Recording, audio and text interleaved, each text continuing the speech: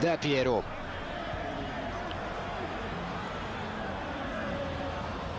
Most jön a beadás Marchionnitól, Sissoko belecsúsztat, Nedved. Nedved. Szabadrúgás.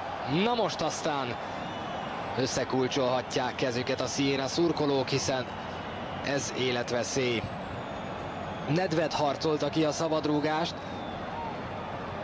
Belép az ember elé, miután megtolja a labdát. Ezt nagyon tudja Nedved. Alessandro Del Piero. A mérkőzés 33. percében járunk.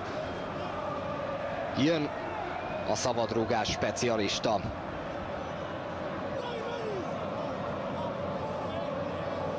Ez a 15. bajnoki meccse Del Pierónak, ezeken eddig 6 gólt szerzett.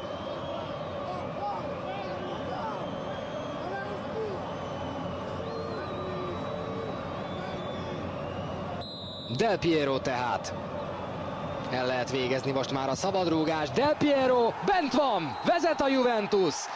Nem kell sok Alessandro Del Pierónak, csak 20 méter. Egészen hihetetlen. Ahogy szépen sorban egymás után jönnek idén Del Piero szabadrúgás góljai a bajnokságban és a Bajnokok Ligájában, azt hiszem elmondhatjuk lassan, hogy a világ legjobb szabadrúgás lövőjével állunk most már szemben.